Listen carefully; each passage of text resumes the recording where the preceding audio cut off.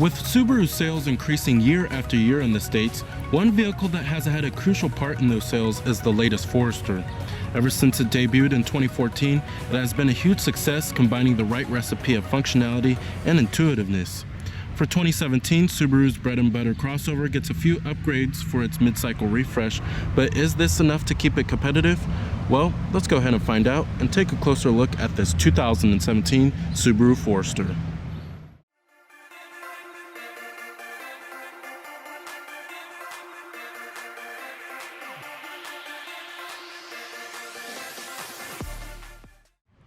Now, if you go through the evolution of the Forester, it used to be a little small station wagon back in the late 1990s and early 2000s.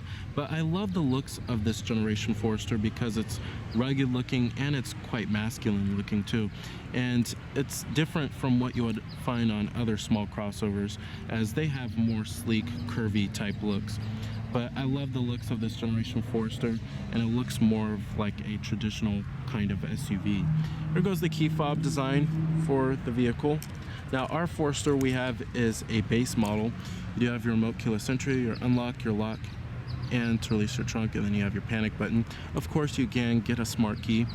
And there's many new features available for the 2017 model year. There's the enhanced eyesight system, which includes new safety technologies. You also do have a revised front fascia that includes LED accenting lights, and then you also do get LED brake lights as well. Now, this color is known as the Ice Silver Metallic. You also do get a full-on gray cloth interior, fully manual driver's seat,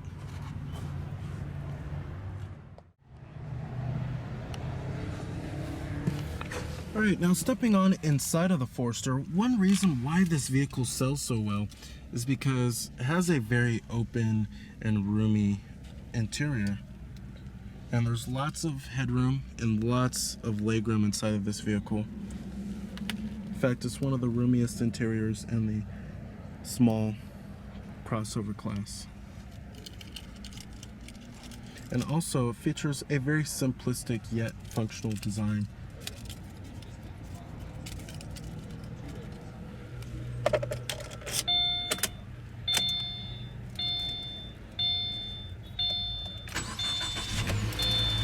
And what you're hearing there is Subaru's very popular motor. It's a 2.5 liter horizontally opposed 4-cylinder.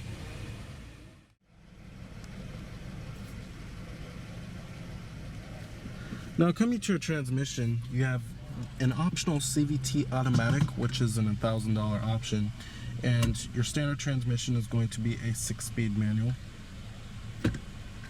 When you put the vehicle into reverse, this will display your rear view camera, and you also do have guidance lines, and this does come as standard equipment. I'm going to go ahead and turn on the headlights and the hazards. Automatic driver's side window. Just going to pop up the hood and check out the engine bay. Now, the Subaru Forester is now one of the best-selling small crossovers on the market. And one reason why it sells so well is because of its standard symmetrical all-wheel drive system. And Subaru has one of the best all-wheel drive systems in the business. You have 17-inch steel wheels, but you can go for alloy wheels, of course, like this premium model right here, which features 17-inch aluminum alloy wheels. Coming up front, you have halogen headlights.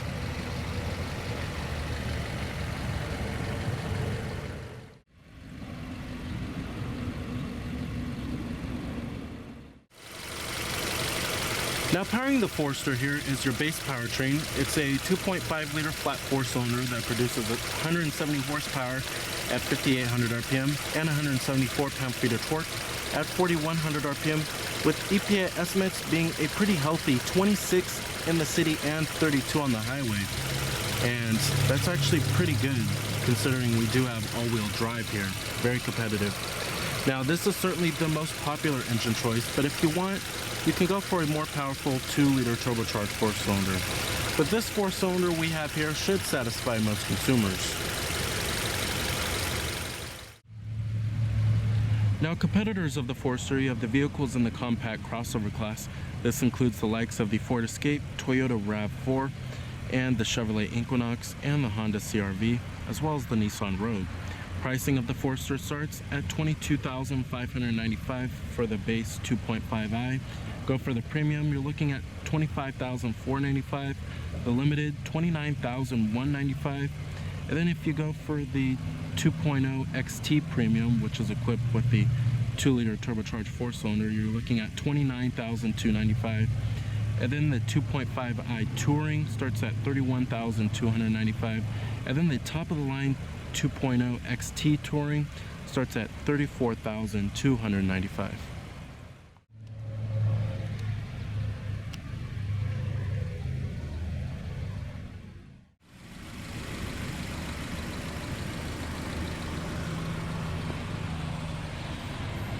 Now, if you want roof rails, you actually have to step up to a higher end trim level.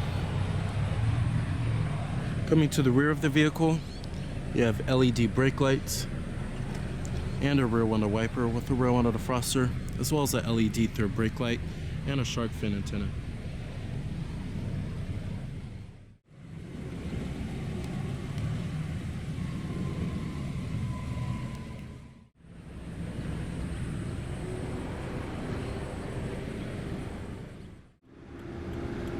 EPA estimates, like I said, are 26 city, 32 highway.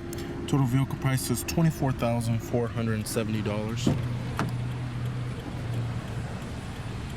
Of course, you have all of your basic powered features, power windows, door locks, and your power mirrors.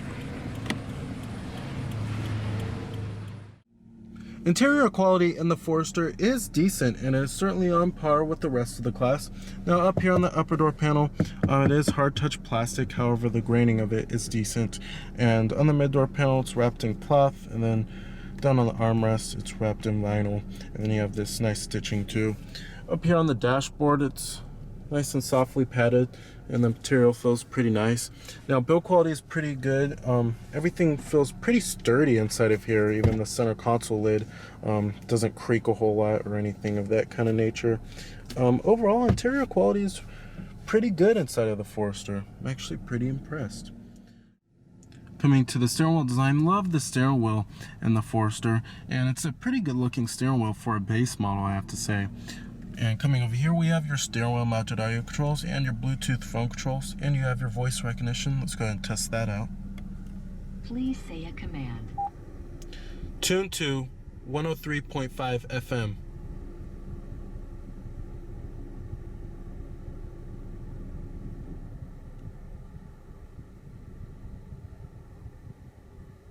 Tune to 100.5.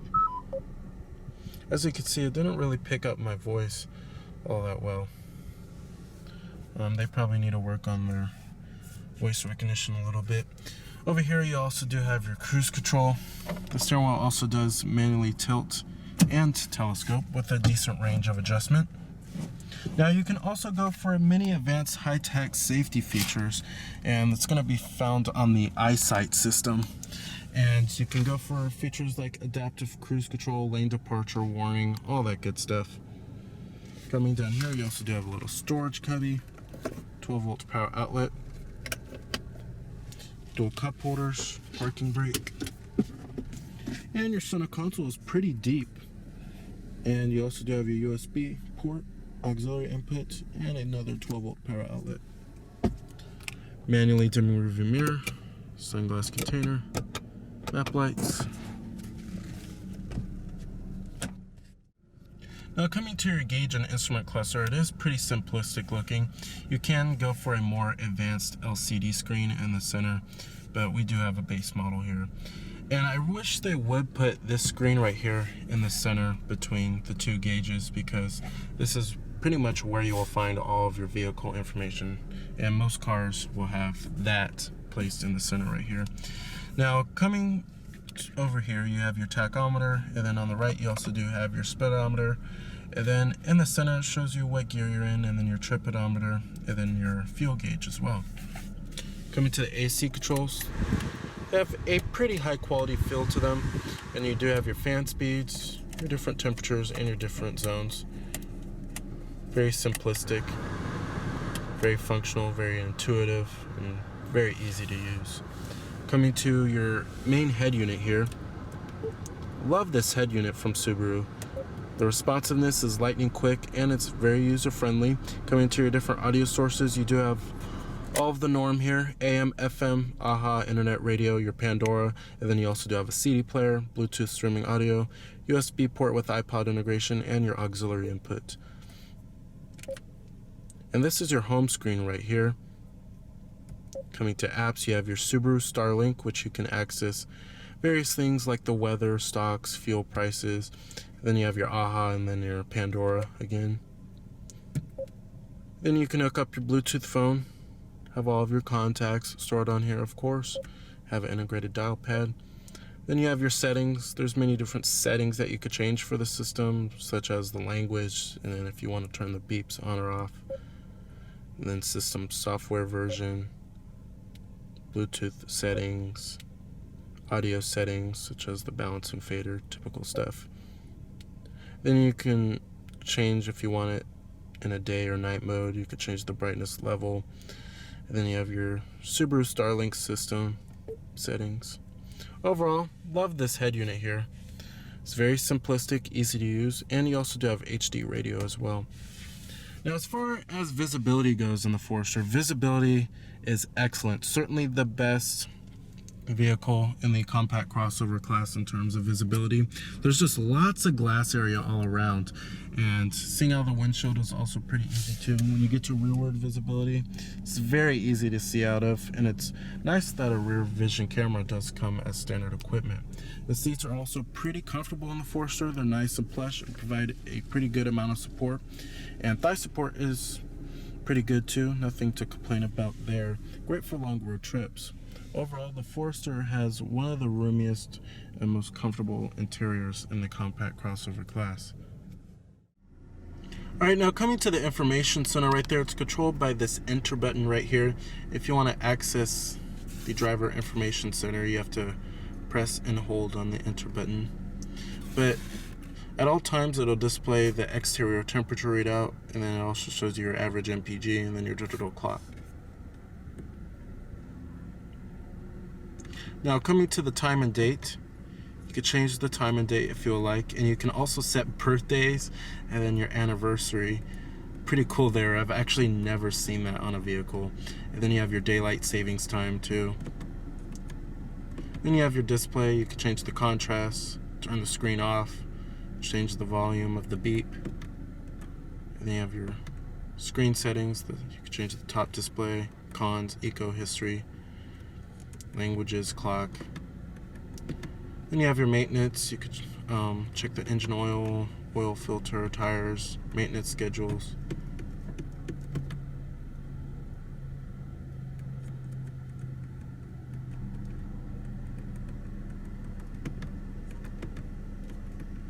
Shows you how much distance is remaining until you need to change everything. Pretty cool there.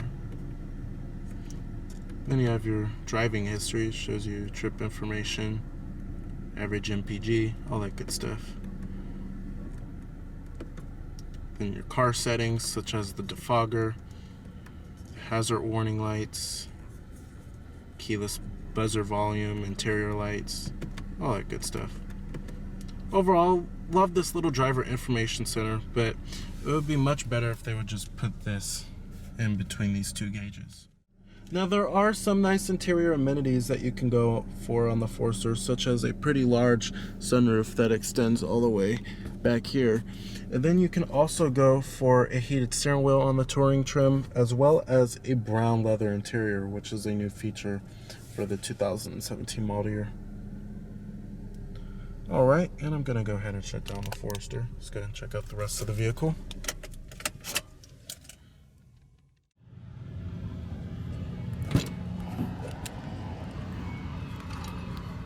Build quality and materials do follow through in the rear of the vehicle. Still hard touch plastic on the upper door panel, but soft touch on the armrest and the mid door panel.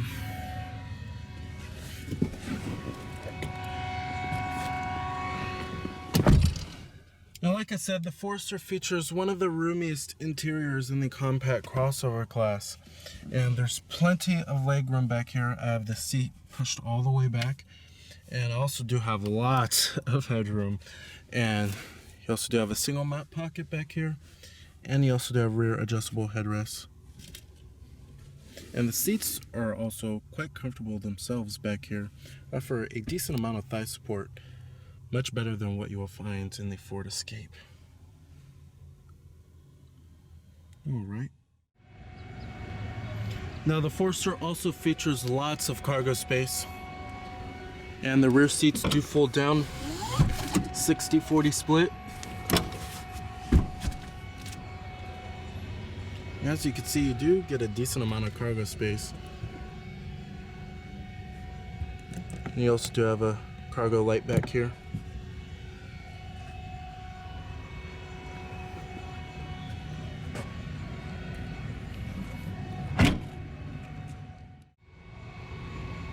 Fully manual passenger seat. And you have your glove box. So the 2017 Subaru Forester is an excellent choice for a compact crossover for 2017 with its composed ride and handling, its roomy and very comfortable interior, and its slick all-wheel drive system. So remember that this is Cameron Birch from Cameron's Car Reviews.